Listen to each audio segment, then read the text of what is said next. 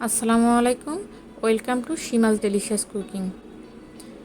যারা একঘেয়েমি মাংস খেতে খেতে একেবারেই ক্লান্ত হয়ে গেছেন বা বোর হয়ে গেছেন তাদের জন্য আমার আজকের রেসিপি টমেটো আলু দিয়ে মলা মাছের পাতলা ঝোল বা তরকারি। এই রেসিপিটা ব্যক্তিগতভাবে আমি খুবই পছন্দ করি। আশা করছি আমার আজকের পুরো ভিডিওটি এবং রেসিপিটা ফলো করলে আপনাদেরও ভালো লাগবে। আপনারাও এভাবে বাসায় ট্রাই করে দেখতে পারেন। তো চলুন দেখে নিন আজকের পুরো ভিডিওটি। এখানে আমি 2টা টমেটো কুচি নিয়েছি আর একটা মাঝারি আলু কুচি করে নিয়েছি, আর 200 গ্রামের মতো মলা মাছের মাথাটা ফেলে ভালো করে ধুয়ে পরিষ্কার করে নিয়েছি। নিচ্ছি ধনে পাতা, 1 কাপ পেঁয়াজ কুচি আর কিছু কাঁচামরিচ। চুলায় একটা প্যান বসিয়ে দিলাম, দিয়ে 2 টেবিল চামচ তেল দিয়ে দিচ্ছি। তেলটা গরম হয়ে এলে এর মধ্যে দিয়ে দিচ্ছি জিরা আর কেটে রাখা পেঁয়াজগুলি। পেঁয়াজ আর জিরাটা আমি একটু ভালো করে হালকা গোল্ডেন ব্রাউন করে ভেজে নেব। খুব বেশি ভাজার দরকার নেই, তাহলে খেতে ভালো লাগবে না। আর এই চচ্চড়িটা বা তরকারিটা রান্না করতে অবশ্যই আপনারা সরিষার তেল ব্যবহার করবেন। শুধুমাত্র সরিষার তেলের কারণে এই তরকারিটা খেতে দারুণ লাগে। এবার দিয়ে দিচ্ছি 1 চামচ লবণ, 1/2 চামচ হলুদের গুঁড়া। তো সব কিছুকে একটু মিশিয়ে নিচ্ছি। দেখুন পেঁয়াজটা আমার হালকা ভাজা হয়ে গেছে। এবার এর মধ্যে আমি অ্যাড করে দিচ্ছি কেটে রাখা আলুগুলি। দিলাম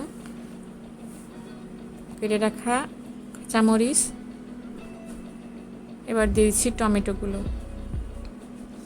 সব কিছু একটু ভালো করে নেড়ে চেড়ে কিছুক্ষণ আমি ঢাকনা লাগিয়ে রাখবো, 3 থেকে 4 মিনিট। তো 3 থেকে 4 মিনিট দেখেন আমার টমেটোগুলো একটু নরম হয়ে এসেছে।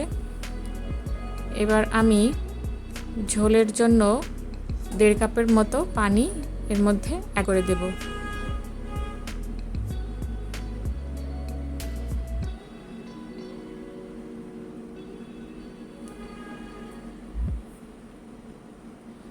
এটা খুব কম পানি দিয়েই রান্না করতে হবে।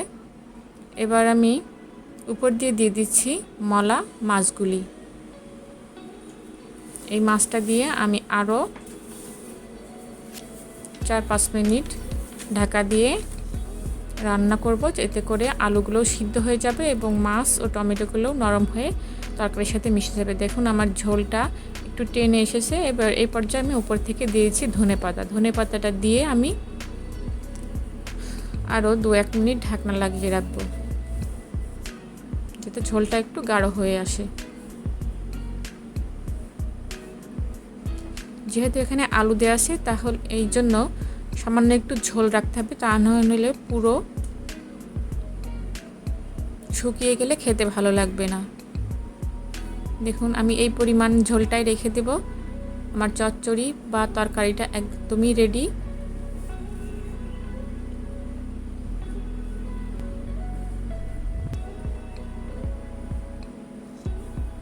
আমার খাওয়ার জন্য রেডি হয়ে গেছে। এবার আমি চুলার জালটা অফ করে আপনাদের সার্ভ করে দেখিয়ে দিব।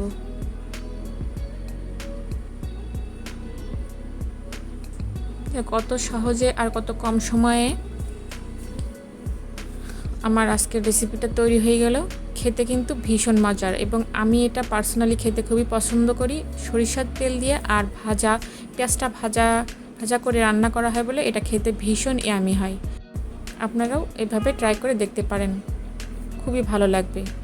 আর ভালো লাগলে আমার ভিডিওটিতে একটি লাইক দিবেন, কমেন্টস করে জানাবেন। আর চ্যানেলের নতুন দর্শক হয়ে থাকলে আমার চ্যানেলটা সাবস্ক্রাইব করে পাশে থাকবেন।